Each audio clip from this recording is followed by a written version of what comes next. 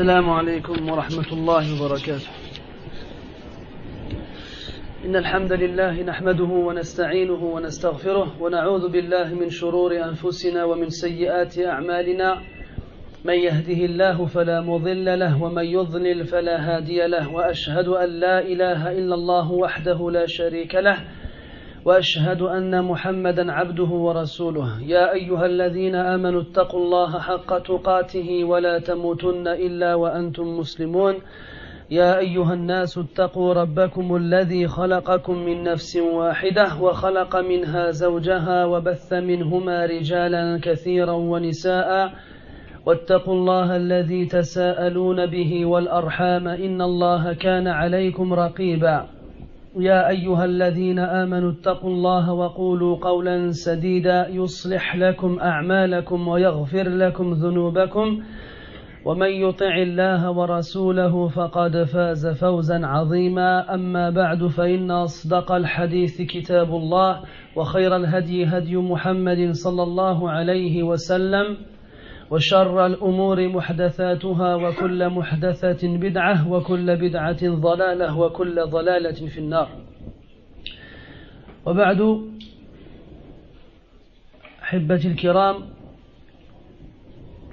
يسرني أن ألتقي بإخواني في هذا المسجد المبارك قبل حلول شهر رمضان الكريم بيومين أو ثلاث، وأسأل الله عز وجل أن يبلغنا رمضان وأن يوفقنا فيه للعمل الصالح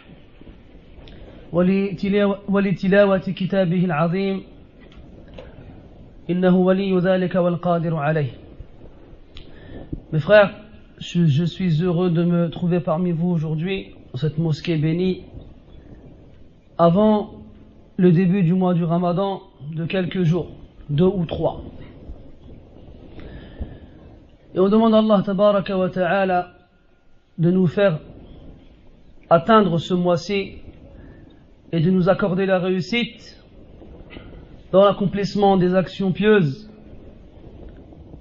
que ce soit la lecture du Coran, la prière de la nuit ou toutes les autres œuvres pieuses et vertueuses que le croyant peut accomplir durant ce mois-ci.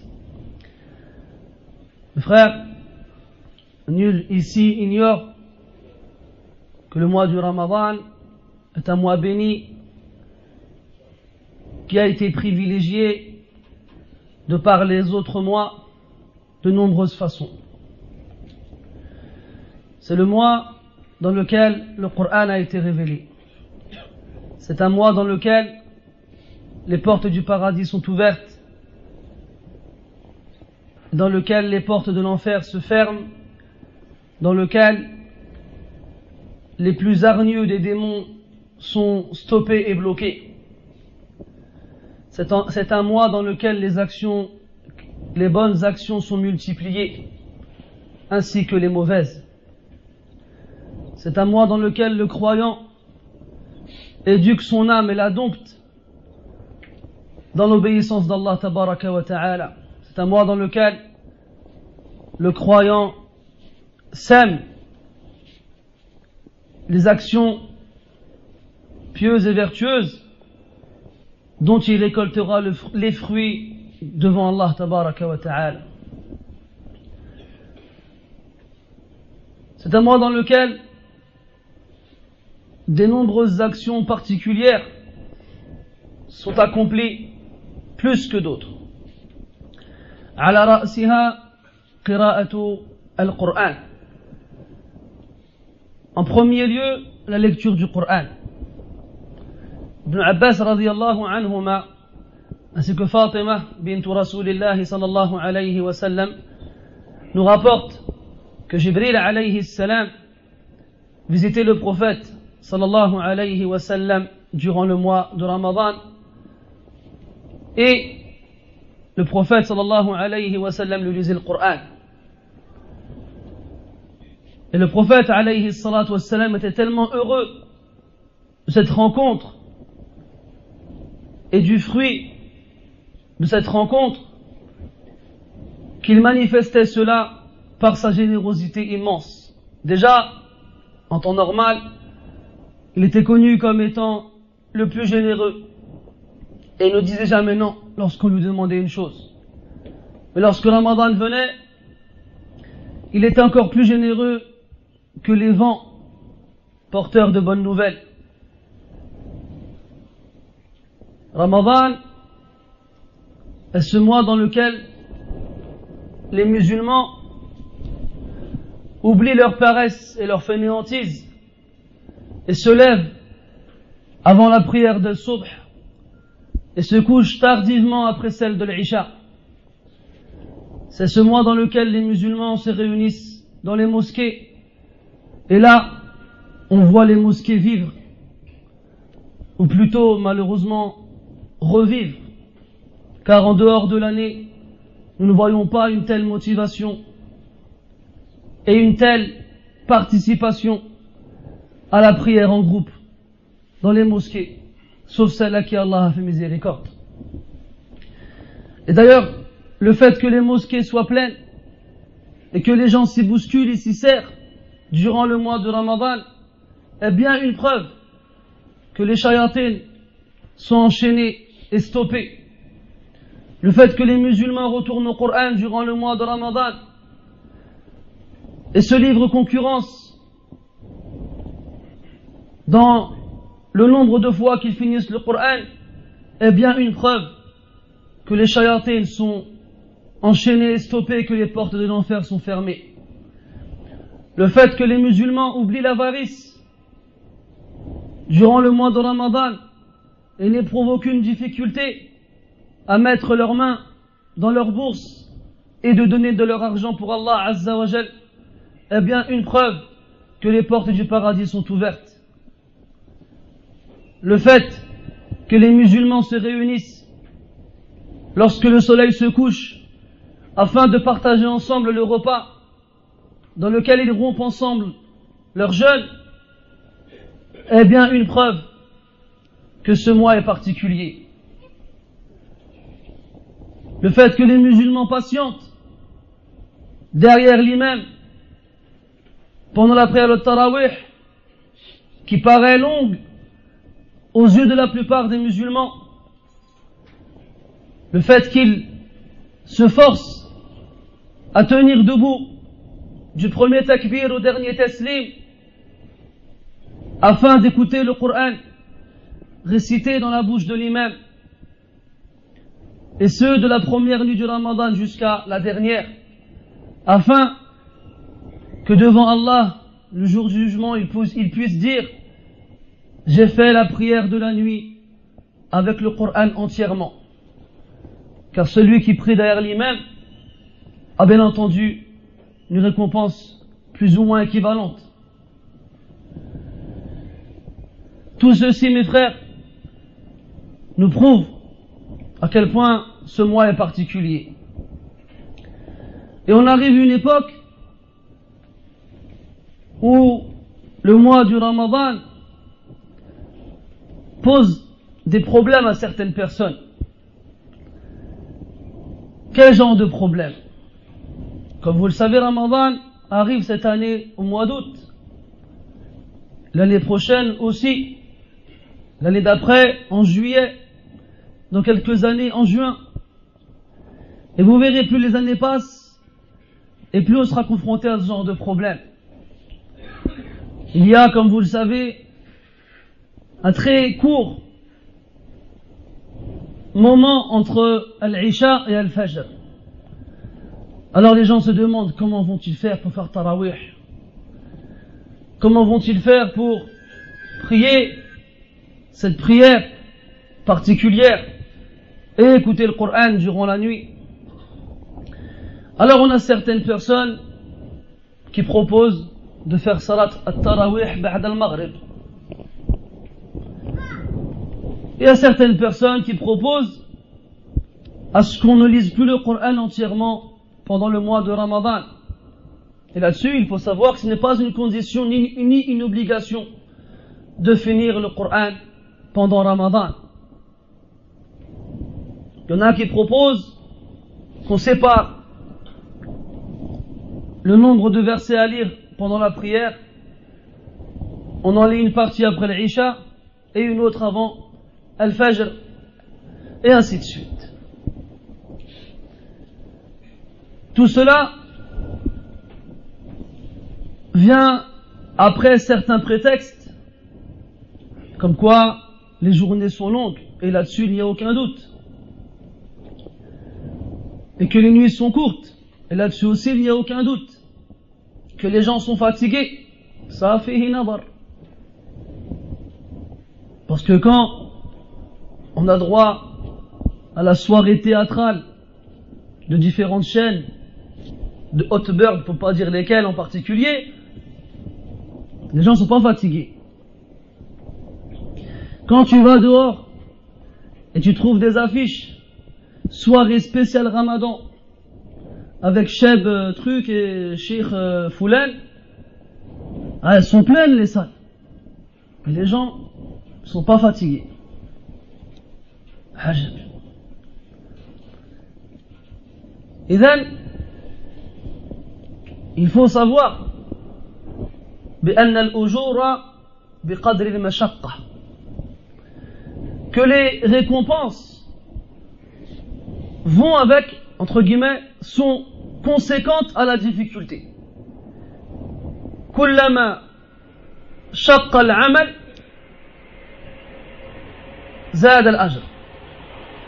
Plus la difficulté est difficile, plus l'action est difficile à accomplir, et plus la récompense sera grande.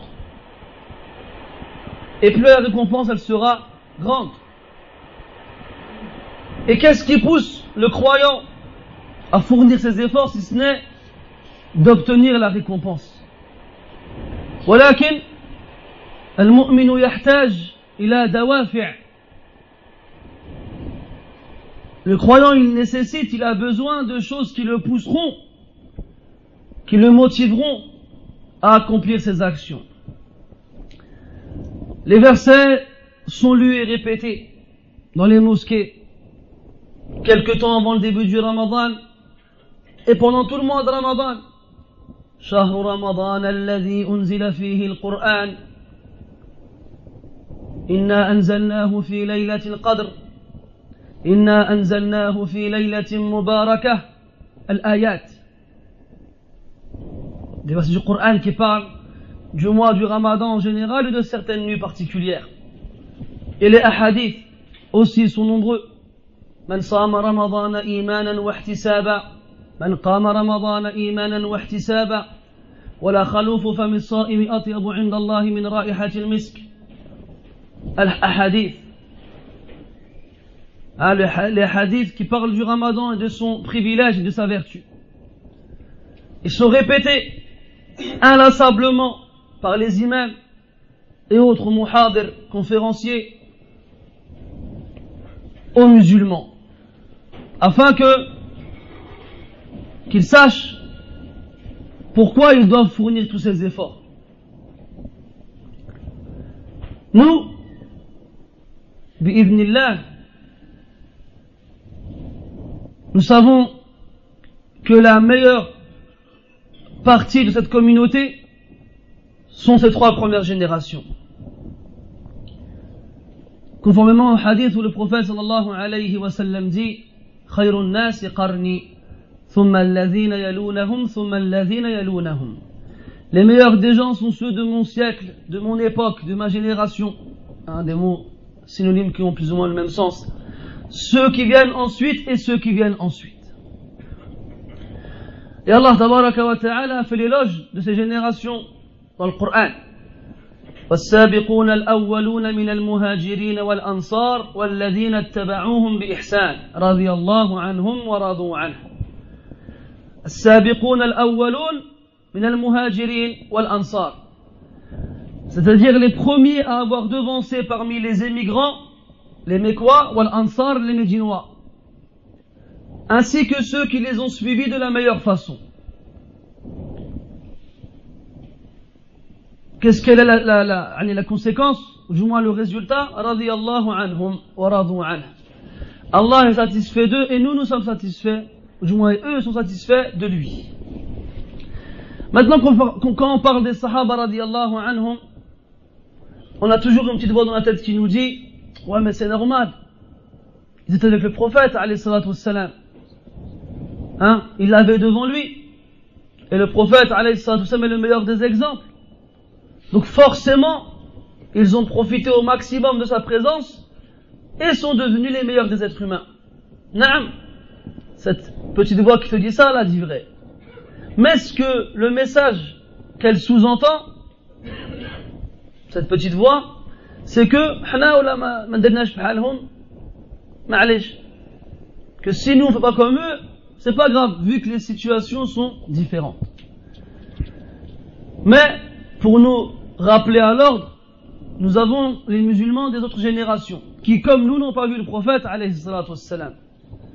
Alors soit, ils auront vu les compagnons radiyallahu anhum, et là la même petite voix te dira, ouais mais c'est normal, ils ont vu les sahaba radiyallahu anhum. Et plus tu avances dans le temps, et plus cette probabilité qu'ils aient rencontré des compagnons radiyallahu anhum s'estompe pour disparaître. Et toujours, il faut, pour se motiver, regardez comment eux, ils accueillaient Ramadan, comment eux se motivaient et accomplissaient des efforts, et qu'est-ce que nous on fait. Tout à l'heure on a dit que Ramadan regroupait de nombreuses actions particulières que le croyant se doit d'effectuer le plus possible. Mais aujourd'hui on va parler ensemble de deux points. La lecture du Coran et la prière de la nuit. La prière de la nuit. On commence avec la lecture du Coran. On sait que le prophète sallallahu alayhi wa sallam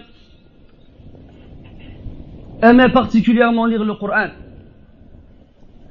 Et il aimait aussi l'entendre.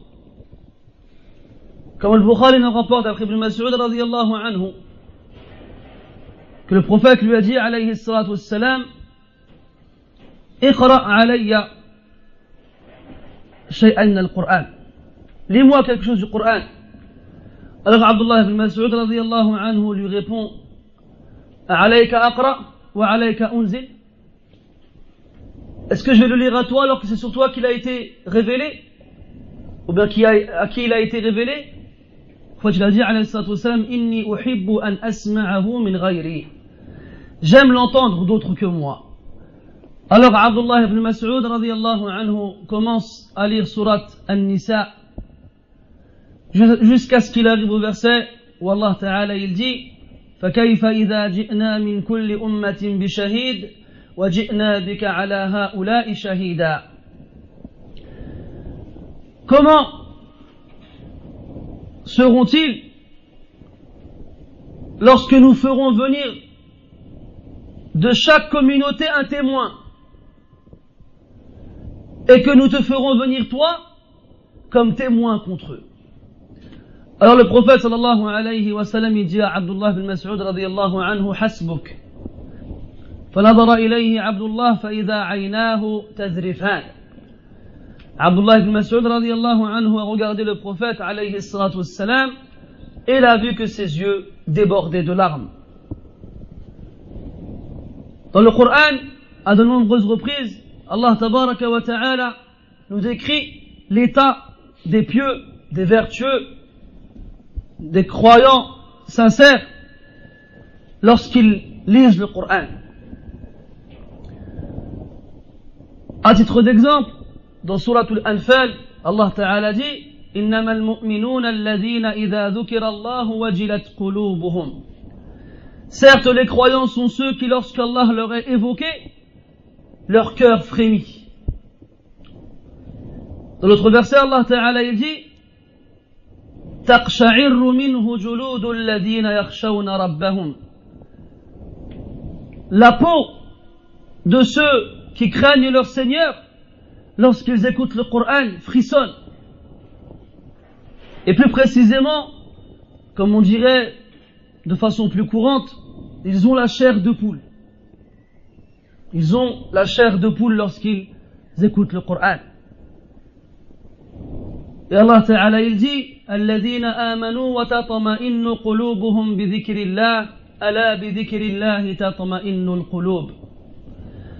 Ceux qui croient et dont les cœurs se tranquillisent au rappel d'Allah, n'est-ce pas par le rappel d'Allah que les cœurs se tranquillisent? Et les versets sont nombreux. Et Abdullah ibn Urwa ibn Zubayr, rahimahullah, a été voir sa grand-mère, qui est Asma bintu Abi Bakr radiyallahu anhuma. Il lui a dit كيف كان أصحاب رسول الله صلى الله عليه وسلم إذا سمعوا القرآن. Comment est-ce que les compagnons du prophète sallallahu alayhi wa sallam étaient lorsqu'ils écoutaient le Coran? فقالت رضي الله عنها تدمع أعينهم وتقشعر جلودهم كما نعتهم الله عز وجل. Les larmes coulaient de leurs yeux et leur peau frissonnait tel qu'Allah tabaraka wa ta'ala les a décrits. Tel qu'Allah tabaraka wa ta'ala les a décrits. Et Inch'Allah, on va lire ensemble quelques passages qui nous montrent quelle sensation, quel sentiment ressentaient les compagnons radiyallahu anhum lorsqu'ils écoutaient le Coran. Et après, nous, on se demande qu'est-ce qu'on ressent lorsqu'on écoute le Coran. On va voir combien de fois les pieux prédécesseurs, de ce terme-là, les pieux prédécesseurs, en arabe as-salaf as-salih, désignent les 3 premières générations de l'islam. Donc, combien de fois ils lisaient le Coran pendant le mois du Ramadan? Nous, des fois, on a du mal à prendre le mashaf durant la journée de Ramadan, en prétexte de la fatigue, ou bien la faim ou la soif nous obsède à un point où on ne peut rien faire d'autre. Et là, tu vois que l'être humain, il est faible de corps et d'esprit. La faiblesse du corps, on est tous d'accord dessus. Que le fait de ne pas manger et de ne pas boire va forcément gêner le corps. Mais l'esprit, lui, se nourrit avec autre que ce que le corps prend. Donc normalement, si on lui donne sa nourriture, même si le corps ne mange pas, l'esprit, il reste fort. Mais nous, on a l'impression que la nourriture du corps l'a emporté sur la nourriture de l'âme. Et que si on ne remplit pas nos estomacs comme on a l'habitude de le faire, alors on ne pourra jamais faire, entre guillemets, marcher notre esprit correctement. Le Coran, comme il disait Uthman radiyallahu anhu, لو طهرت قلوبنا لما شبعت من كتاب الله, que si nos cœurs étaient purs, jamais ils ne se seraient rassasiés du livre d'Allah. Abu Bakr radiyallahu anhu, après la mort du prophète sallallahu alayhi wa sallam, sort de chez lui. Et Omar radiyallahu anhu le voit. Il lui dit: où vas-tu? Il lui répond: je vais visiter Ayman radiyallahu anha, comme le faisait le prophète sallallahu alayhi wa sallam. Alors Omar radiyallahu anhu lui dit: je vais t'accompagner. Lorsqu'ils se rendirent devant chez elle, Ayman radiyallahu anha se mit à pleurer. Alors Abu Bakr radiyallahu anhu lui dit: ne sais-tu pas que ce que le prophète sallallahu alayhi wa sallam a trouvé auprès de son Seigneur est meilleur que ce qu'il a laissé derrière lui, parce que ça faisait pas longtemps qu'il venait de mourir alayhi salatu wassalam. Alors Ayman radiyallahu anha répond, ce n'est pas pour cela que je pleure, mais je pleure inqita'il wahyi min as-sama'. Je pleure pourquoi? Parce que la révélation d'Allah tabaraka wa ta'ala s'est interrompue avec la mort du prophète alayhi salatu wassalam. Et alors Abu Bakr et Omar radiyallahu anhuma se sont mis à pleurer avec elle, car ils ont compris à quel point ceci était grave et dur à supporter pour le cœur du croyant, que de savoir, plutôt que de se rendre compte que le prophète sallallahu alayhi wa sallam, en mourant, ceci a donc fait que le Coran ne descendrait plus et que la révélation s'arrêtait. Car lorsque le Coran était révélé, c'était une joie pour les croyants. قل بفضل الله وبرحمته فبذلك فليفرحوا هو خير مما يجمعون. Dis, c'est par la grâce d'Allah et par sa miséricorde, c'est dans cela qu'ils doivent éprouver de la joie. C'est mieux que tout ce qu'ils peuvent réunir.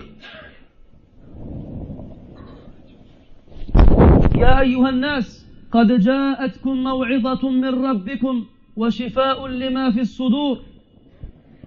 Ô vous les gens, une exhortation vous est venue de la part de votre Seigneur et une guérison pour les poitrines. Une guérison pour les poitrines. Celui qui lit le Coran, il guérit son âme. Celui qui lit le Coran, il purifie son cœur. Celui qui lit le Coran, il a raison d'être joyeux. وإذا ما أنزلت سورة فمنهم من يقول أيكم زادته هذه إيمانا فأما الذين آمنوا فزادتهم إيمانا وهم يستبشرون. Lorsqu'une sourate est révélée, il y en a qui disent, lequel d'entre vous a vu sa foi augmenter par cette sourate? Quant à ceux qui croient, leur foi a certes augmenté et ils se réjouissent. Ils se réjouissent lorsque le Coran il est révélé. C'est là-dedans qu'ils trouvent leur joie et leur bonheur, dans la lecture du Coran. Et nous aujourd'hui, difficilement, on finit la lecture du Coran une fois durant le mois de Ramadan. Difficilement, on tient devant les pages du Coran 10 minutes. Il faut prendre une pause, s'arrêter, penser à autre chose. Là, je suis en train de saturer, j'ai mal à la tête. On n'a pas déjà dit ça? On est comme ça en train de lire 5, 10 minutes, un quart d'heure, 20 minutes. Et après on s'arrête. On dit, bzef, on revient min ba'd. On dit non, c'est trop, je m'arrête un peu, je reviendrai après. Et pourtant il ne fait rien. On s'étonne durant la prière de Tarawih de la réaction des gens derrière l'imam. On entend différents rouspètements, on dit rouspètement en français? Al-Muhim, on entend différentes personnes qui rouspètent. Autres, je sais, j'ai déjà fait Tarawih, je sais comment ça marche. On dirait que t'as des chevaux derrière toi.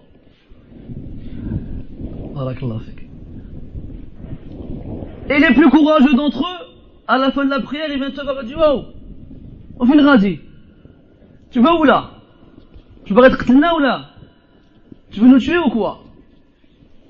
ولم تزد عن صفحتين أو عن ربع حزب في الركعة كما اعتاد على ذلك الناس في هذا البلد وغيره. et tu n'as pas rajouté, tu n'as pas lu plus que un rubu' de hizb, un quart, comme c'est l'habitude ici dans ce pays et dans d'autres. وإياك والبطء في القراءة. Prends garde à ne pas lire lentement. Si tu lis lentement, shit. Il faut lire vite. Eux, ils veulent pas entendre. Ils veulent pas écouter le Coran, ils veulent juste l'entendre. Alors que, si on regarde avant, c'était le contraire. C'était tout le contraire. Le Coran, Allah Ta'ala nous demande de méditer le Coran, de réfléchir à son sens, de ne pas se contenter de le lire comme cela, même si le fait de le lire sans réfléchir est aussi une adoration. قال النبي صلى الله عليه وسلم من قرأ حرفا من كتاب الله فله بكل حرف حسنة والحسنة بعشر أمثالها. بارك الله فيك. لا أقول ألف لام ميم حرف ألف حرف ولام حرف وميم حرف ولكن ألف حرف. لا أقول ألف لام ميم حرف ولكن ألف حرف ولام حرف وميم حرف. Celui qui lit le Coran, il aura pour chaque lettre une hasana. Et la hasana vaudra 10 fois sa valeur. Donc elle sera multipliée par 10. Je ne dis pas que alif lam mim est une lettre, mais alif est une lettre, lam est une lettre et mim est une lettre. Et les savants disent que celui qui écoute le Coran a la même récompense que celui qui lit le Coran. واستدلوا بقوله تعالى قال قد أجيبت دعوتكما الآية. Dans Surat Yunus, Allah Ta'ala nous rapporte l'histoire de Moussa alayhi salam et d'une invocation qu'il fait. Et à la fin, Allah il dit, subhanah, قد أجيبت دعوتكما. Votre invocation à vous deux a été exaucée. Alors que c'est Moussa seulement qui l'a faite. Et les savants nous expliquent que Haroun alayhi salam disait Amin aux invocations de Moussa. Alors Allah il a exaucé leur invocation. Et il en est de même pour le Coran. Que celui qui écoute le Coran a la même récompense que celui qui le lit. A la même récompense que celui qui le lit. Donc toi tu es derrière l'imam, tu l'écoutes lire le Coran, et Allah il t'écrit les mêmes nombres de récompenses que celui qui le lit. Kadalik, aussi si tu t'assois à côté de quelqu'un qui lit le Coran, et tu l'écoutes, tu auras la même récompense que lui. C'est pour cela que s'il se prosterne à un verset qui demande une prosternation, eh ben tu te prosternes avec lui. Mais si tu ne l'écoutes pas, alors tu n'es pas tenu de te prosterner avec lui. Et les hadiths qui parlent de la récompense qui va à celui qui lit le Coran sont très nombreux.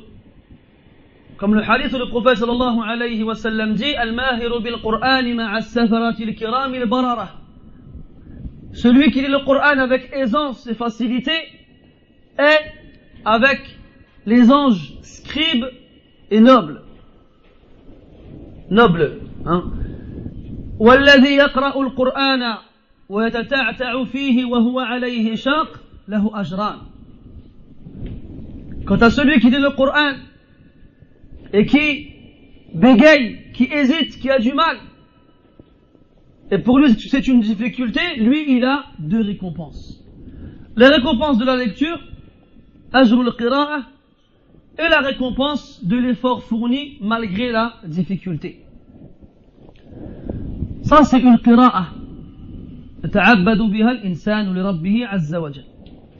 C'est une lecture du Coran avec laquelle le croyant se adore son Seigneur.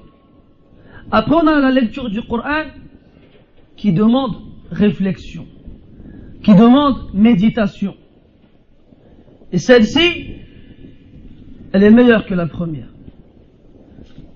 méditer sur un verset peut être meilleur qu'en lire 100.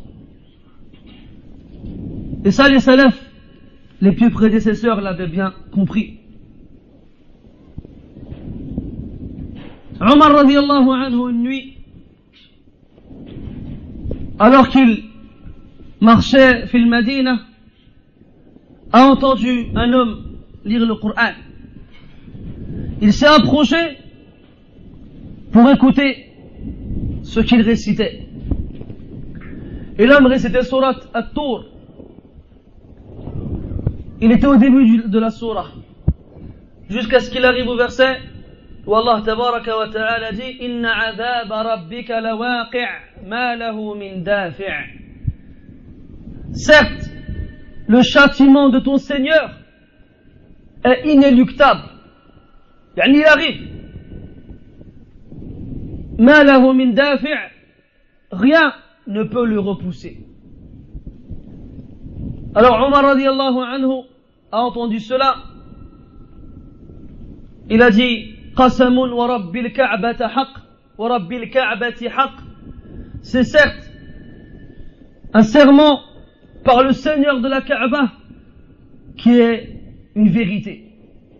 Et il s'est mis à tituber à un point où il a dû se céder du mur pour ne pas tomber. Il est remonté difficilement sur sa monture et rentré chez lui. Et pendant 1 mois, il était malade. Et il est resté sur son lit. Et les gens le visitaient sans savoir pourquoi il était malade. On a un homme qui s'appelle Abdurrahman ibn al-Harith ibn Hisham, rahimahullah, qui dit سمعت عبد الله بن حنظلة يوما وهو على فراشه وعدته من علته. Il a entendu le compagnon connu Abdullah ibn Hanzala alors qu'il était allongé sur son lit, malade, mourant. Il a donc visité, et un homme de ceux qui étaient présents a lu un verset du Coran où Allah Ta'ala il dit Lahum min jahannam mihadun wa min fawqihim ghawash. Ils auront de l'enfer un lit et au-dessus d'eux une couverture. Ils auront de l'enfer un lit, yani le lit l'enfer leur servira de lit, wa min fawqihim ghawash, et ils auront de l'enfer aussi une couverture. Et Abdullah ibn Hanzala rahimahullah radiyallahu anhu lamma sami'a hadhihi al-aya baka hatta dhanna al-hadirun anna nafsahu satakhruj. Lorsque Abdullah ibn Hanzala a entendu cela, il s'est mis à pleurer, à un point où ceux qui étaient présents ont cru qu'il allait rendre l'âme. Il a dit radiyallahu anhu saru bayna atbaq an-nar. Les gens de l'enfer se trouvent entre les différentes couches de l'enfer. Comme dans l'ayah où Allah Ta'ala il dit يوم يأتيهم العذاب من فوقهم ومن تحت أرجلهم يوم يغشاهم العذاب من فوقهم ومن تحت أرجلهم. Le jour où le châtiment les recouvrira d'au-dessus de leur tête et en dessous de leurs pieds. Ils auront du feu de toutes parts qui les consumera. ثم قام عبد الله مع أنه كان محتضرا على فراشه فقام على رجليه فقال له قائل يا أبا عبد الرحمن اقعد. Après que Abdullah ibn Hanzala ait pleuré, lorsqu'il a entendu ce verset, il s'est dressé sur ses jambes alors qu'il était agonisant sur son lit. Un homme lui dit Ya Aba Abdurrahman, assis-toi, tu n'es pas en état de te lever. Il a répondu Mana'ani al-qu'uda dhikru jahannam wa la'alli ahaduhum. L'évocation de l'enfer m'a empêché de rester assis, alors que peut-être je suis l'un de ses habitants. Alors que peut-être je suis l'un de ses habitants. وقال أبو بكر بن عياش رحمه الله صليت خلف فضيل بن عياض صلاة المغرب وإلى جانبي علي بن فضيل.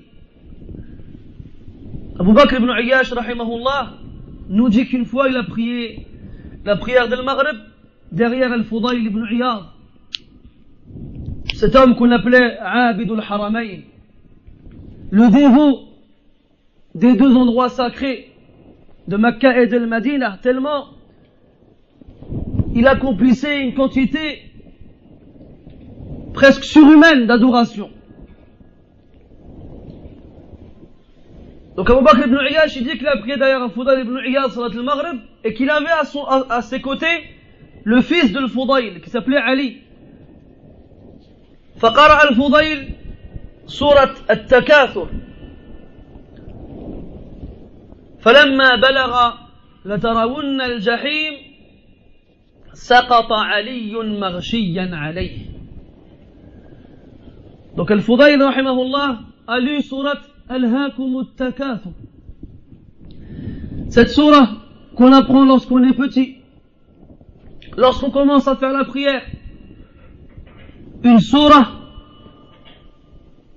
qui en taille n'est pas longue, pour ne pas dire petite, parce que les salafs répugnaient à entendre quelqu'un dire une petite sourate.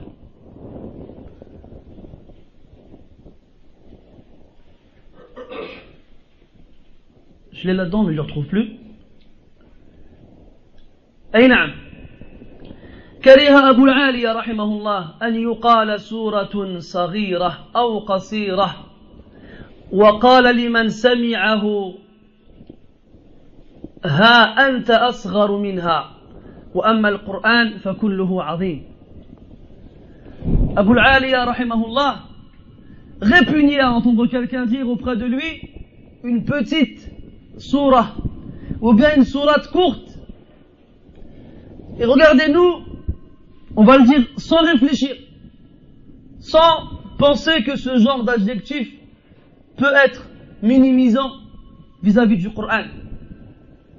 Et lorsque Abu al-Aliya il entendait quelqu'un dire cela, il lui disait c'est toi t'es petit, t'es plus petit qu'elle. Le Coran il est grandiose entièrement, quel que soit le nombre de versets qu'il y a dans ces sourates. Mais nous, on ne fait pas attention à ce genre de détails. La parole d'Allah, tabaraka wa ta'ala, que ce soit surat al-Kawthar, ou surat al-Nas, ou surat al-Ikhlas, ou bien surat al-Takathur, c'est surat qu'on apprend lorsqu'on est petit ou bien lorsqu'on commence la prière, quel que soit l'âge que l'on peut avoir. Al-Muhim, nous, non seulement on ne réfléchit pas à la concordance des adjectifs avec le Coran, petit, court, moyen, facile et autres, mais en plus de cela, j'ai l'impression que plus on considère la sourate comme n'étant pas longue, et moins on lui donne d'importance en fonction des sens qu'elle contient. C'est comme si, comme elle est facile à apprendre, et qu'elle ne prend pas de temps, et que des fois on n'a même pas besoin de la réviser, on n'a pas besoin de s'arrêter dessus pour y réfléchir. Alors Al-Fudayl rahimahullah il lit surat Alhaakum at-Takathur. La surenchère vous a distrait jusqu'à ce qu'il arrive au verset où Allah Ta'ala dit La tarawunna al-jahim. Certes, vous verrez très certainement l'enfer. Et là, le fils d'Al-Fudayl, il entend ce verset et il perd connaissance. Il s'évanouit. Al-Fudayl, rahimahullah, qui était l'imam, n'a pas réussi à dépasser ce verset, tellement il pleurait. ما استطاع أن يجاوز تلاوة هذه الآية لكثرة البكاء. N'a pas réussi à aller plus loin que ce verset. ثم صلى بنا صلاة خائف. Il a conclu la prière comme quelqu'un qui avait peur. Donc Abu Bakr ibn Uyaysh, celui qui raconte l'histoire, il dit ثم رابطت عليا فما أفاق إلا في نصف الليل. Il a dit ensuite, je suis resté aux côtés de Ali, le fils de Al-Fudayl, qui s'était évanoui pendant la prière. Il ne s'est réveillé qu'à la moitié de la nuit. Il ne s'est réveillé qu'à la moitié de la nuit. Billah alayk, mon frère. Est-ce que tu as déjà vu quelqu'un s'évanouir pendant la prière? Moi, j'en ai déjà vu un, mais il était malade, miskin, Allah yashfi. C'était pas par le Coran. Mais par contre, j'ai déjà vu des gens sortir de la prière en vociférant et en gesticulant les bras dans tous les sens. Qu'est-ce qu'il a, cet imam? Il veut nous tuer ou quoi? C'est trop long.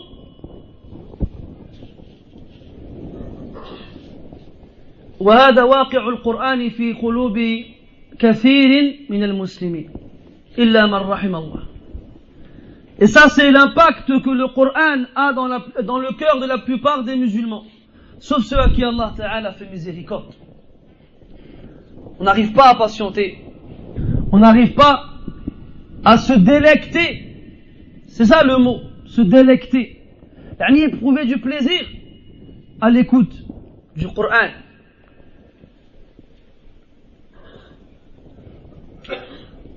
Muhammad ibn Hajjada, rahimahullah, a été voir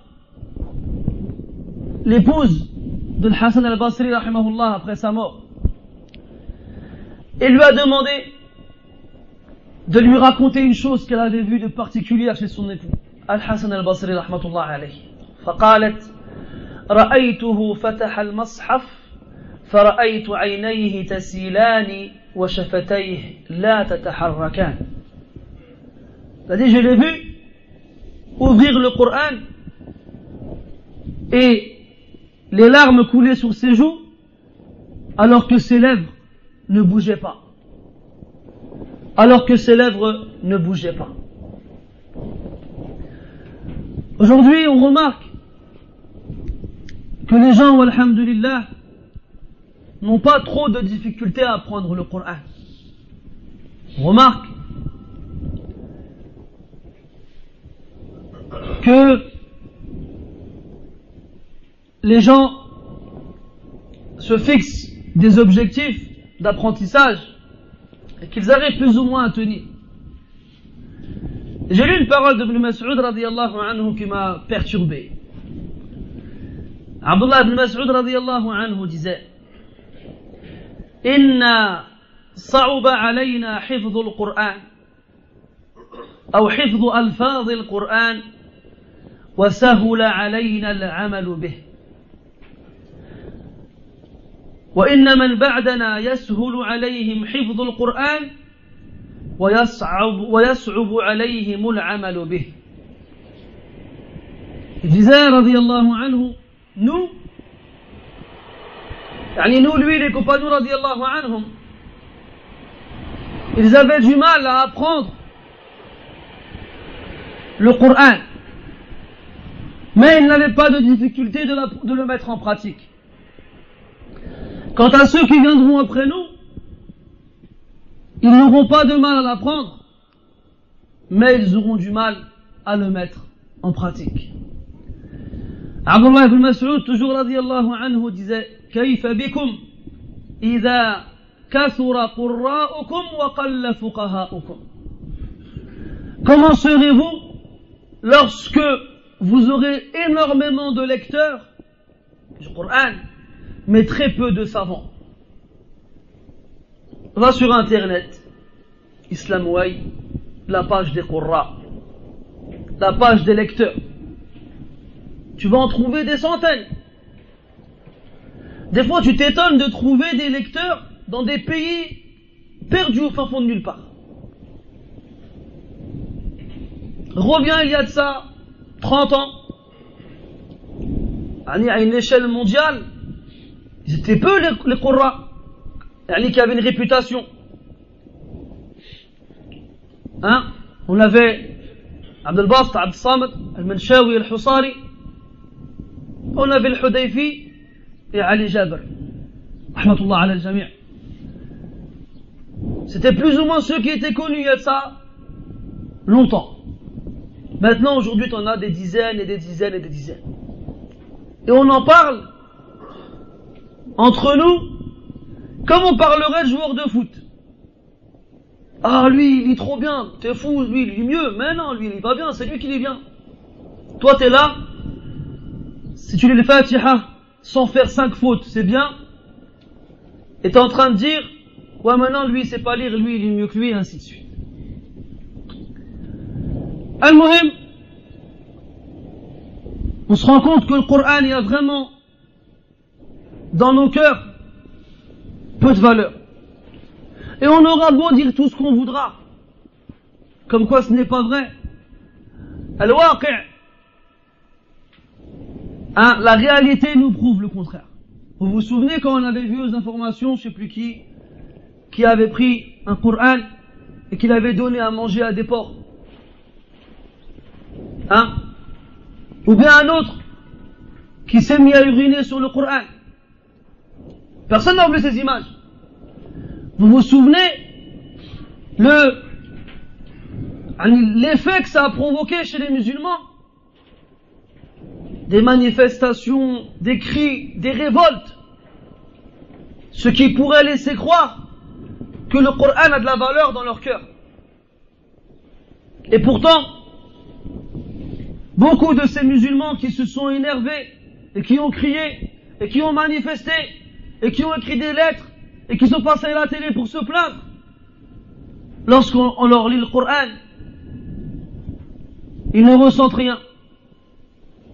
Lorsqu'ils entendent des gens dire des choses immondes vis-à-vis du Coran, mais de façon subtile, que leur intelligence n'arrive pas à capter, comme le fameux moratoire qu'on devrait faire pour revoir d'une façon plus contemporaine certains versets du Coran. Pour moi, un musulman qui dit ça, c'est comparable à un mécréant qui urine dessus. Sauf que un, il l'a fait de façon bestiale, et l'autre, il l'a fait de façon subtile. Mais c'est qui se rend compte de ces choses-là? Allahu A'lam. Quand on voit que les gens n'ont plus aucun mal à prendre le Coran comme ça et te disent sur le Coran, ceci est vrai ou bien ceci est faux. Et il ment. Et il n'a aucun scrupule à mentir. Hein? À un point où maintenant, quand quelqu'un il va te jurer sur le Coran, tu vas pas le croire. Ça va pas te rassurer encore plus qu'il dit la vérité. Je dis alors tu le jures sur le Coran, ça veut dire quoi? Muslim rahimahullah il rapporte que Isa ibn Maryam alayhi salam ra'a rajulan bi'aynayhi yasriq. فقال له اتق الله فقال الرجل والله ما سرقت فقال عيسى عليه السلام آمنت بالله وكذبت عيني. Isa alayhi salam,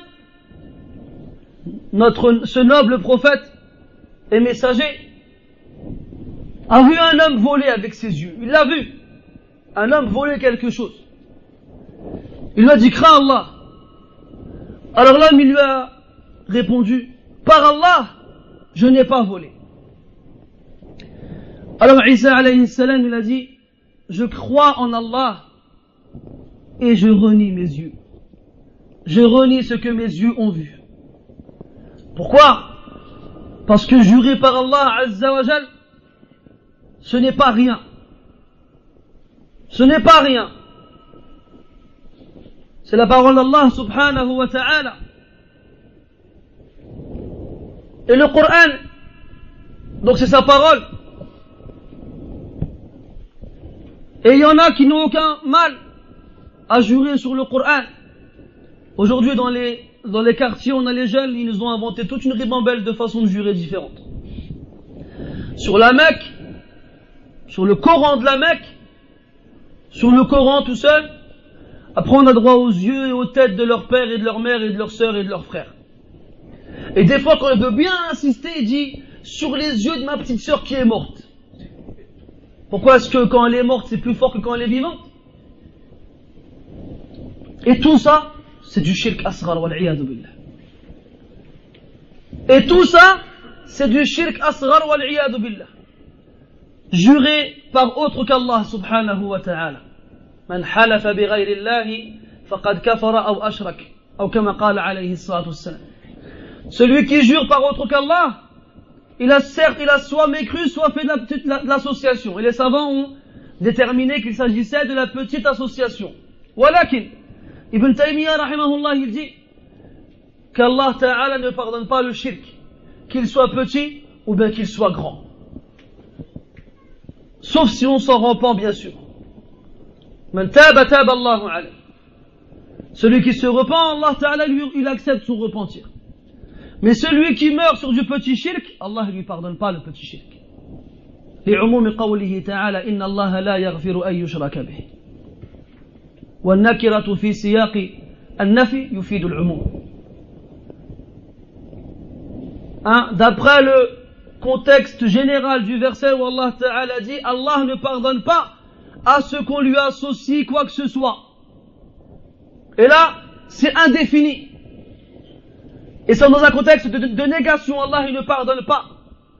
Et l'indéfini, dans un contexte négatif, indique la généralité. Donc le petit la petite et la grande association ne sont pas pardonnés par Allah tabaraka wa ta'ala. Maintenant, est-ce que jurer sur le Coran, ça rentre là-dedans? Les savants ont divergé.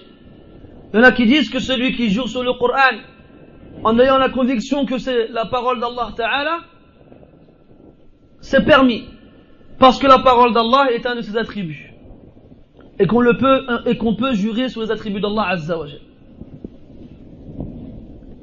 Comme dans le hadith où le prophète, où un homme a demandé au prophète alayhi salatu wassalam, كيف يحشر الرجل على وجهه يوم القيامة؟ فقال النبي صلى الله عليه وسلم أليس الذي أمشاه على رجليه في الدنيا قادرا على أن يمشيه على وجهه في الآخرة؟ فقال قتادة أحد رواة الحديث بلى وعزة ربنا. Donc il y a un homme qui demande au prophète alayhi salatu wassalam, comment est-ce qu'un homme sera ressuscité sur son visage le jour du jugement? Comme ceci est venu dans le Coran. Le prophète il a répondu alayhi salatu wassalam, est-ce que celui qui a été capable de le faire marcher sur ses pieds dans ce bas monde ne serait pas capable de le faire marcher sur son visage le jour du jugement? Et Qatada, un des rapporteurs du hadith, répond bien sûr, par la puissance de mon Seigneur. Et là, il a juré par la puissance d'Allah Azza wa Jal, qui est un de ses attributs. Donc cette façon de faire était connue chez les pieux prédécesseurs, et il n'y a pas de mal à cela. Cependant, si ça implique une ambiguïté, parce que la plupart des gens, lorsqu'ils jurent sur le Coran, ne font pas attention à ces distinctions, à ces particularités, il vaut mieux éviter. Il vaut mieux éviter. Et aussi, de façon générale, éviter de jurer pour rien. لأن الله عز وجل عظيم بل أعظم العظماء فكيف يقسم به على شيء تافه لا قيمة له. Allah Azza wa Jalla, il est grandiose, c'est le plus grand des grands. Comment jurer sur lui pour une chose qui n'a aucun intérêt? Akhi, t'as pas un euro? Wallah, j'ai pas un euro. Pourquoi tu me dis Wallah? Dis-moi, j'ai pas un euro, ikhlas. Mal comme ça. Et on se rend compte dans tous ces points-là que la valeur des choses qui sont les plus grandes à nos yeux en tant que musulmans est bien basse. Elle est bien basse.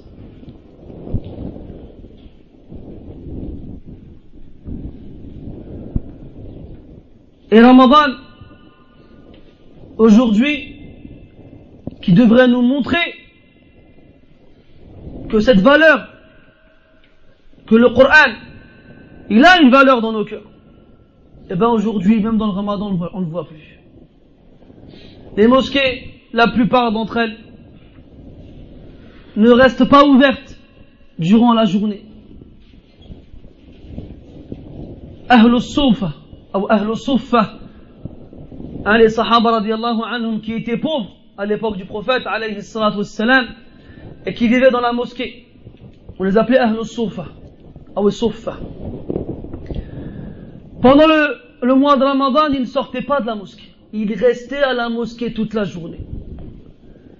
Et quand on leur demandait pourquoi, ils répondaient Nahfadhu siyamana. On surveille, on fait attention à notre jeûne. Parce qu'en restant à la mosquée, ils se préservent de ce qu'ils peuvent voir et entendre de mauvais à l'extérieur. Et en restant à la mosquée, ils pourront lire le Coran tranquillement et le plus possible. Toi aujourd'hui, tu veux lire le Coran dans la mosquée et malheureusement, on vient te voir, on te dit allez, on ferme. Va lire le Coran chez toi. Et tu arrives chez toi et tu as l'impression que dès que tu pénètres dans ta maison, tes paupières elles pèsent des tonnes. Alors tu bailles une fois, tu bailles deux fois, après tu dis bon, je lirai plus tard, et tu vas dormir. Tu te réveilles un peu plus tard, mais t'as mal à la tête tellement t'as dormi. Alors, tu luttes pour supporter cette migraine qui bien entendu t'empêche de lire le Coran. Et en un clin d'œil, te voici arrivé à Al-Maghrib. Tu manges, et là, tu manges bien.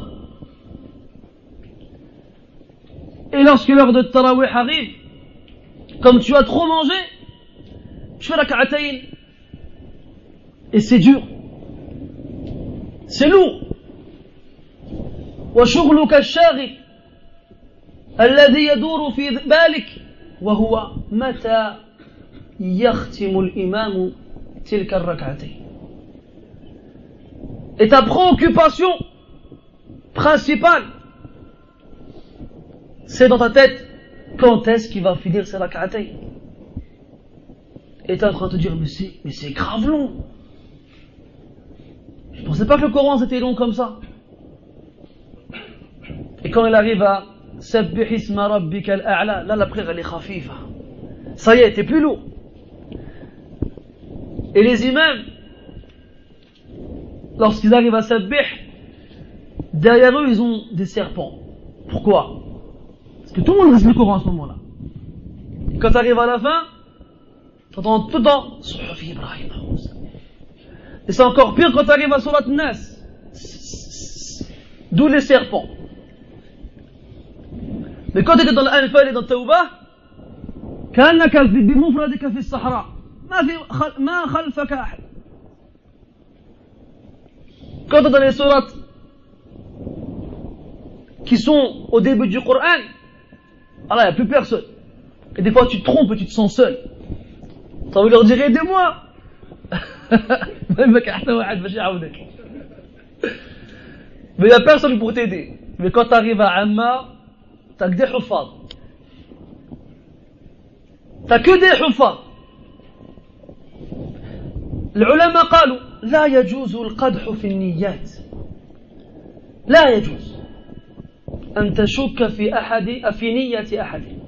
لأن المطلع على القلوب هو الله عز وجل وحده. لكن إذا كانت هناك قرائن قد تدل على أن الظاهر خلاف الباطن فحينئذ قد يجوز. Les savants ont dit qu'il est interdit de douter des intentions des autres. Un exemple, quelqu'un il vient et il pleure lorsqu'il écoute le Coran. Tu n'as pas le droit de te dire ah il fait exprès, ça c'est du, il fait semblant. Tu ne sais pas ce qu'il y a dans son cœur. Le seul qui sait ce qu'il y a dans les cœurs, c'est Allah tabaraka wa ta'ala. Cependant, certains savants ont dit qu'il était autorisé, dans certains cas, de douter de l'intention des gens. Bien sûr, lorsqu'il y a des preuves formelles à l'appui. Quand tu es dans une mosquée, il y a plusieurs étages. et qu'avec les micros, les gens d'en haut ils entendent l'imam. Mais l'imam il n'entend pas les gens d'en haut. Et que l'imam il se trompe. Et quand au troisième étage il fait Subhanallah, il y a un problème. C'est très bien que l'imam il n'entend pas le taht. Pourquoi il crie? Et pareil pour ces serpents dans Tarawih. Les ashab al-hams.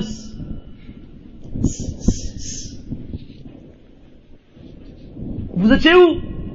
Dans l'Anfal, et dans Tawbah, et dans Yunus, et dans Hud. Où كنتم? في النور والأحزاب. وين كنتم? في فاطر وسبأ.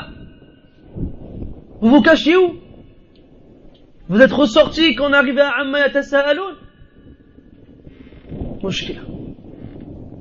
Wallahi, j'ai connu des frères qui connaissent le Coran par cœur. Du début à la fin. Et qui priaient derrière l'imam, au premier rang. Et que lorsque l'imam il se trompait, ils hésitaient à le reprendre de peur de se tromper eux aussi. Et quand tu lui demandais à la fin, c'était quoi à ton avis? Il te disait le verset et il avait bon. Une fois, j'étais imam pendant le Tarawih, et je suis arrivé à Salatul Kahf. Et donc plus précisément, on m'a fait oublier le Coran. Parce qu'il ne faut pas dire j'ai oublié le Coran. هذا جاء النهي عن هذا في الحديث الصحيح. لا يقول أحدكم نسيت القرآن وليقل نسيته. Que l'un d'entre vous ne dise pas j'ai oublié le Coran, mais qu'ils disent on me l'a fait oublier. Vous savez pourquoi? Parce que le fait de dire j'ai oublié le Coran, c'est comme si tu disais aux autres j'ai pas prêté d'attention. Parce que pour oublier le Coran, bah ça veut dire que tu ne le lis pas. Si tu dis aux gens j'ai oublié le Coran, c'est comme si pour toi le Coran n'avait pas de valeur. Et que tu disais aux gens ah moi je ne lis pas le Coran, c'est pour ça que je l'ai oublié. Donc encore un adab à avoir avec le Coran. Et donc on m'a fait oublier quelques versets de Surat Al-Kahf. Et il y a quelqu'un d'ailleurs qui m'a envoyé dans Surat, je ne sais même plus quelle Surat c'était, Al-Baqarah. Alors je m'arrête, j'ai compris qu'il s'était trompé lui. Alors moi je reprends le verset au début en espérant me rappeler de la fin. Et lui, non, il s'énerve. فَيَقُولُ السُّفَهَاءُ. Il n'y a pas de soufaha dans le cas. Et après il y a le niza', il y a le ma'raka. Il y a le combat. Bon, à la fin de la prière, je crois qu'il s'en rappellera de comment je l'ai grondé celui-là. Al-Muhim. Wallah ya ikhwani. Il y a un problème au niveau de la valeur qu'on donne au Coran. Il y a un très gros problème. Et si vous voulez un thermomètre qui vous permettra de savoir quelle valeur le Coran a dans vos cœurs, c'est bien le mois de Ramadan. Parce que si pendant Ramadan, on n'arrive pas à ouvrir le Coran, et si pendant Ramadan, on n'arrive pas à finir le Coran, et si pendant Ramadan, on n'arrive même pas à avoir une larme en lisant le Coran wahda, wallah, il y a un problème. Il y a un problème. Et normalement, quand tu sais qu'il y a un problème en toi physiquement, tu éternues, tu tousses, t'as mal à la gorge, t'as mal au ventre. C'est quoi ton premier réflexe? Hein, Jamel? Je vais voir le médecin. Personne ne va réfléchir là-dessus. Qu'est-ce que je dois faire? Même maintenant, tu fais quoi? Il y a Internet. Tu tapes les symptômes, tu fais clic, t'as une rhinopharyngite, ou même t'as ci, t'as ça. Et là, tu vas chez le docteur, voilà, directement, tu lui dis j'ai une rhinopharyngite, il te fait une ordonnance, et tu vas t'acheter des médicaments. نحن عام بعد عام ورمضان بعد رمضان يمر علينا هذا الشهر الكريم ولا نستطيع فيه أن نختم القرآن ولو مرة. Année après année, le Ramadan y passe et il revient, et beaucoup d'entre nous n'arrivent pas à lire le Coran entièrement une seule fois. Vous savez, les deux prédécesseurs, ils lisaient le Coran de nombreuses fois pendant le Ramadan. Al-Shafi'i, rahimahullah, كان يختم القرآن في رمضان 60 مرة مرة في النهار ومرة في الليل. Shafi'i rahimahullah, il finissait le Coran pendant le mois de Ramadan 60 fois. Une fois la journée et une fois la nuit. Al-Bukhari rahimahullah كان يختم القرآن كل ليلتين وهو يقرأ في المصحف، وكان يقوم في الليل بعد التراويح في بيته فيختم في 3 ليال القرآن في الصلاة. Al-Bukhari rahimahullah, lui, il finissait le Coran toutes les 2 nuits. Et après Tarawih, lorsqu'il rentrait chez lui, il faisait la prière de la nuit encore tout seul, et il le finissait le Coran toutes les 3 nuits. Ibrahim ibn Adham rahimahullah a dit: كان أبي يحتبي فما يحل حبوته حتى يختم القرآن. الحبوة, c'est le fait de s'asseoir en rapprochant ses genoux de sa poitrine. Hein? Comme ça. C'est pas un ilm, hein? c'est pas méchant, t'inquiète pas. Et eux, ils faisaient quoi? Ils prenaient un drap et ils se l'attachaient à leur dos pour pouvoir rester dans cette position-là. Mais faut là. Vous avez compris? Donc s'asseyaient comme ça. Donc là, en général, on met ses mains pour pouvoir tenir ses genoux. Eux, ils prenaient un drap qu'ils enroulaient et ils le mettaient autour d'eux et ils l'accrochaient derrière leur dos pour pouvoir garder cette position-là. Donc Ibrahim ibn Adham rahimahullah dit: j'ai vu mon père pendant Ramadan s'asseoir comme ça, il nouait ce drap derrière son dos, et pour lire le Coran, il ne l'enlevait que lorsqu'il l'avait fini. Il ne l'enlevait que lorsqu'il avait fini. Est-ce que tu as déjà remarqué combien de fois on bouge que dans un dos? Moi je parle pas parce que je suis pire que vous, je crois. Moi ça va, j'ai une chaise, je suis bien. Mais quand on est assis par terre, on n'arrive pas. On a les jambes comme ça, tendues. Après on met les jambes croisées. Après on se met sur l'autre côté. On trouve une chaise, la chaise, un mur, encore mieux. Et ainsi de suite. On enchaîne les positions. On n'arrive pas à tenir assis. On n'arrive pas. هذا الرجل, il est resté comme ça et il a lu tout le Coran. Il y a même des salafs qui arrivent à lire le Coran entre le Maghreb et l'Isha entièrement. Mais il faut dire qu'il retardait aussi à l'Isha. Parce que quand tu dis ça à des gens, ils n'arrivent pas à y croire. C'est pas possible. Entre le Maghreb et l'Isha, il y a 2 heures. Ça veut dire qu'il lit 30 hizb par heure. Là. Il retardait à l'Isha et il lisait le Coran entre le Maghreb et l'Isha. On a des sahaba, on a des prédécesseurs qui arrivaient à lire le Coran entièrement en rak'atayn. Comme ceci a été rapporté d'après Uthman ibn Affan radiyallahu anhu, qui lisait le Coran entièrement en rak'atayn. La première rak'a 30 hizb, la seconde 30 hizb. Et Al-Zahabi rahimahullah fi Siyar, il rapporte que Saïd ibn Jubayr rahimahullah, lorsqu'il est arrivé la première fois de sa vie à Mecca, qu'il a vu la Kaaba, il était enchanté, ensorcelé.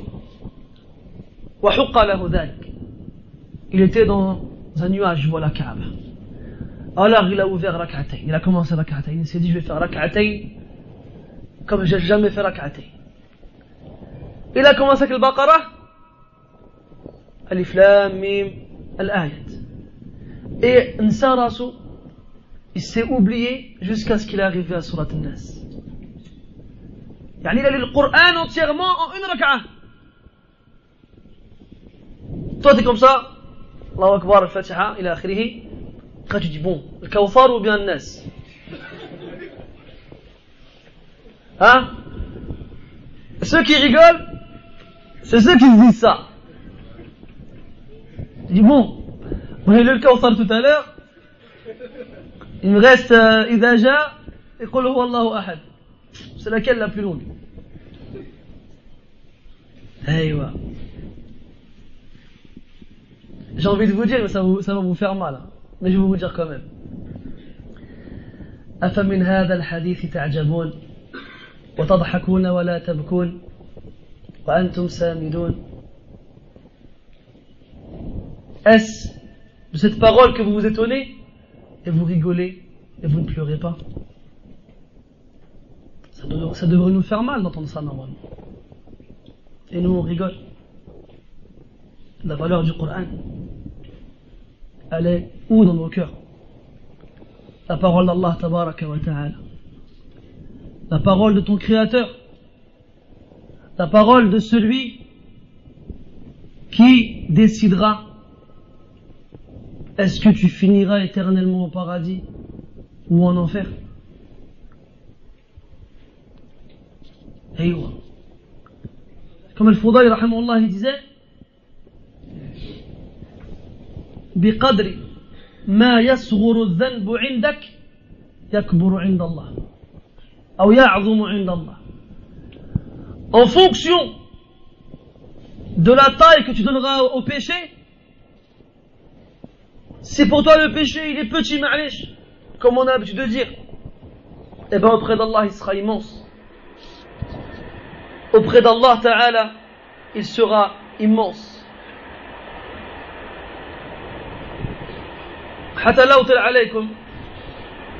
Il faut savoir que pour la prière de Tarawih, elle est très importante. Cette année, elle sera tard. Et beaucoup de gens sûrement vont déserter les mosquées.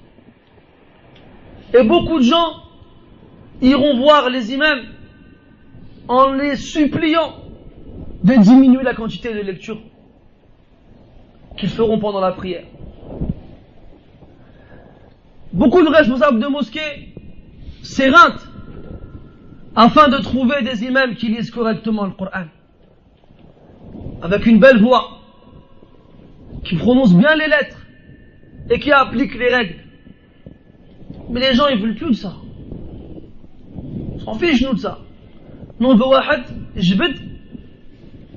Comme ça, on rentre chez nous vite fait bien fait. C'est ça qu'ils veulent les gens. والنبي يقول في الحديث صلى الله عليه وسلم يؤم القوم أقرأهم لكتاب الله. يؤم القوم أقرأهم لكتاب الله. ولم يقل أكثرهم حفظا بل قال أقرأهم. لذلك اختلف أهل العلم في أيهم يقدم أولا، الأكثر حفظا أو الأحسن قراءة، والثاني أقرب والثاني أقرب إلى الصواب. Pourquoi il dit dans le hadith alayhi salatu wassalam, mérite plus, du moins on met en avant comme imam dans la mosquée, dans la prière, celui qui lit le mieux le Coran. Aqra'uhum. Et il n'a pas dit celui qui connaît le plus le Coran. Et il n'a pas dit non plus le plus vieux. لأن كثيرا من الناس يظنون أن الأولى تقدما هو أكبرهم سنا، وهذا غلط، وإن قال به بعض أهل العلم هذا غير صحيح. هذا الحديث تمامه يؤم القوم أقرأهم لكتاب الله، فإن كانوا في القراءة سواء فأعلمهم بالسنة، فإن كانوا في علم السنة سواء فأولهم للهجرة، فإن كانوا في الهجرة سواء فأكبرهم سنا. 4 أشياء آخرها السن. أما الحديث الآخر وليؤمكم أكبركم، هذا عموم يخصص بالحديث الأول. هذا عموم يخصص بالحديث الأول. Donc, le premier, le prioritaire à être l'imam, c'est celui qui lit le mieux le Coran. Et les savants ont divergé, est-ce qu'il s'agit de celui qui connaît le plus le Coran ou bien de celui qui le lit le mieux. Et la parole la plus proche du correct, de la bonne réponse, est que ça concerne celui qui le lit le mieux.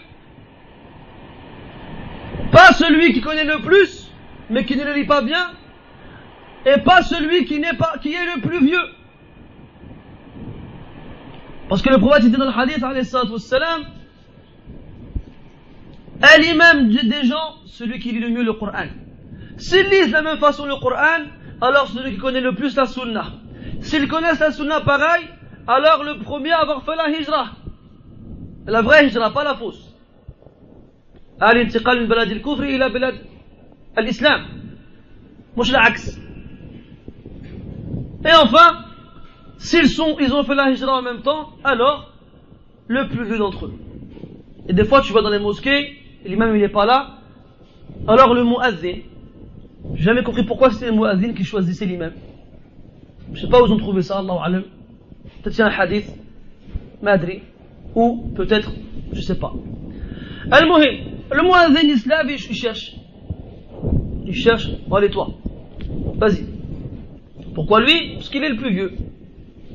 Combien de hizb il connaît? Ça c'est pas la peine de le savoir. Comment est-ce qu'il lit le Coran? Ça on nous le demandera plus tard. Et j'en passe et d'autres. هذا غلط كبير. C'est pas au muazzin de choisir l'imam remplaçant. C'est l'imam lui-même qui doit désigner quelqu'un qui le remplacera dans le cas où il s'absentera.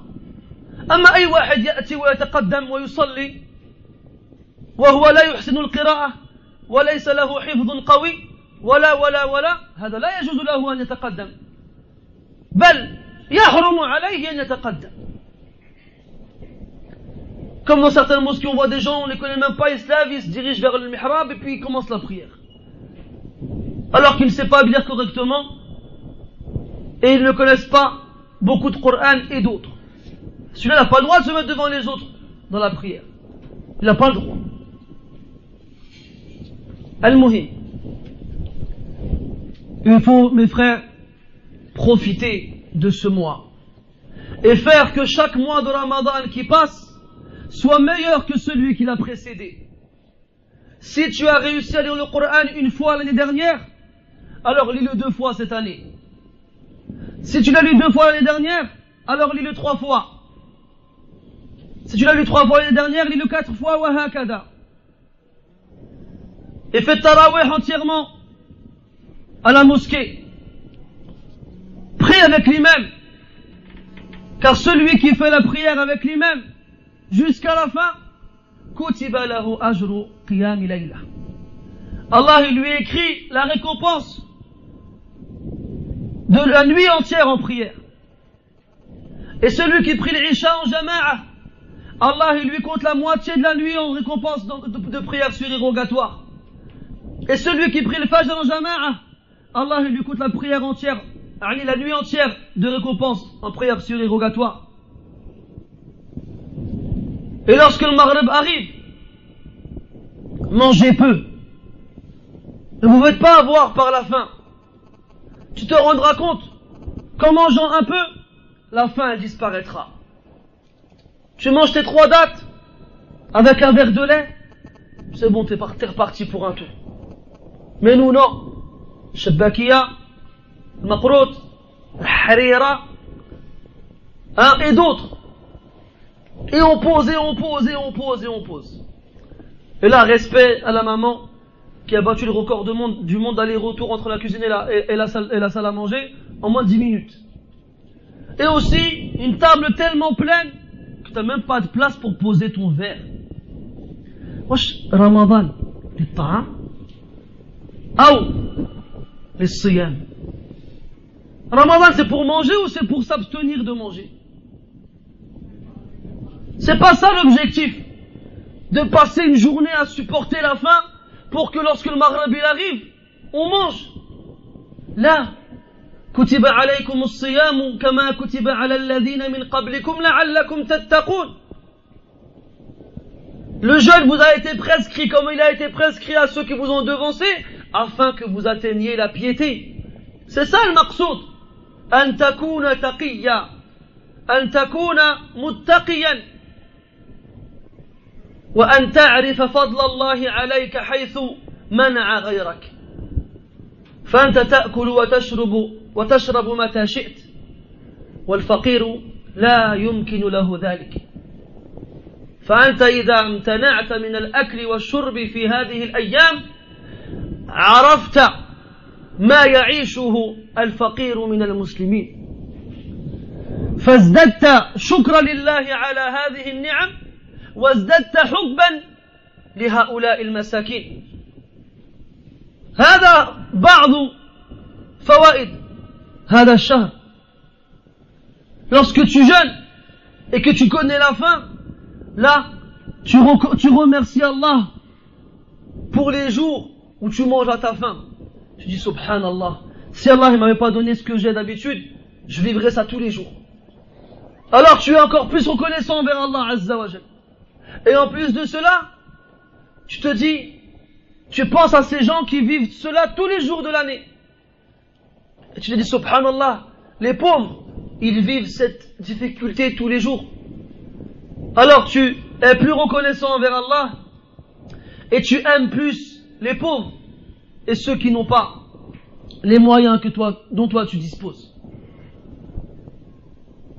Lis le Coran et lorsque tu jeûnes, fais que ton ventre ne soit pas le seul à jeûner dans ton corps. Tes yeux, tes oreilles et ta bouche, tes mains et tes jambes doivent jeûner aussi. لقوله عليه الصلاة والسلام من لم يدع قول الزور والعمل به فليس لله حاجة في أن يدع طعامه وشرابه. Celui qui ne délaisse pas le mensonge et tout ce qui est faux et futile avec sa langue ainsi qu'avec ses membres alors qu'il jeûne, Allah n'accorde aucun intérêt au fait qu'il s'abstienne de manger et de boire.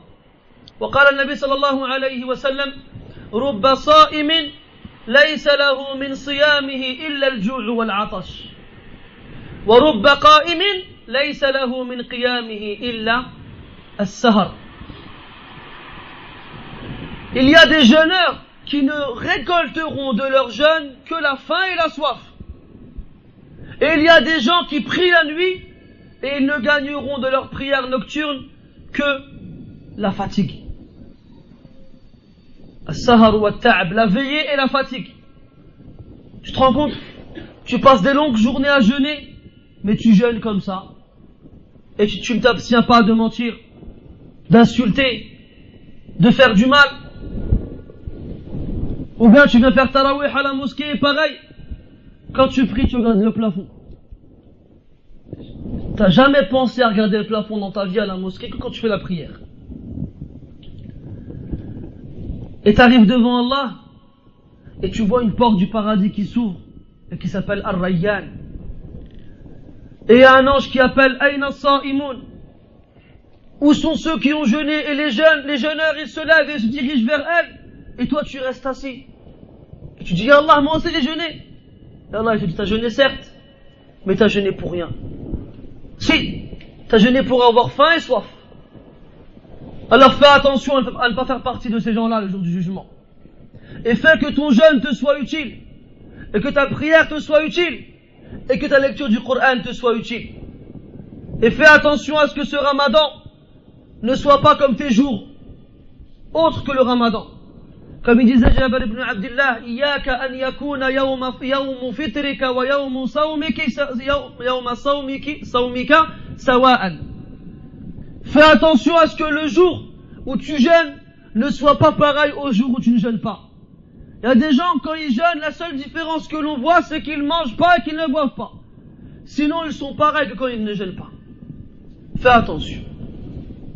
Iltazim hada al-Qur'an, layla nahar. Accroche-toi à ce Coran jour et nuit pendant Ramadan. Et reste derrière l'imam du début de Tarawih jusqu'à la fin. Et que la mosquée reste pleine du début de Ramadan jusqu'à la fin. Vous avez remarqué, il y a des pointes de fréquence dans les mosquées. Les 10 premières nuits, la mosquée est pleine. Les 10 nuits qui suivent, ça se vide un peu. Et les 10 dernières, ça revient. Et le pic, c'est la 27e nuit. Ah, je me rappelle, c'est le Ramadan. Il n'était pas là pendant tout le mois. Et la 27e nuit, il revient. Il croit que, en étant présent que cette nuit-là, ça suffira. Allah il dit, Allah tabaraka wa ta'ala ne va pas mettre au même rang des gens qui n'ont pas fait le même nombre d'actions. Il y a deux hommes qui ont participé à une bataille à l'époque du prophète alayhi salatu wassalam. Les deux ont été blessés. Un est mort, l'autre n'est mort que la semaine d'après. Et comme ils étaient toujours ensemble lorsqu'ils étaient vivants, certains compagnons proposent au prophète alayhi salatu wassalam d'enterrer le deuxième au même endroit que le premier qui était mort une semaine avant. Le prophète il a dit non, alayhi salatu wassalam, il a dit non. Innama baynahuma kama bayna as-sama'i wal ard. Il a dit il y a entre eux deux comme ce qu'il y a entre le ciel et la terre, en différence, parce qu'en restant une semaine de plus vivant, il a pu faire la prière, il a pu faire le dhikr, il a pu lire le Coran, il a pu faire d'autres choses qui ont fait que ses actions étaient plus grandes. Alors pour cela, Allah, le prophète n'a pas fait qu'ils soient enterrés ensemble. Donc ne néglige pas ces jours-là.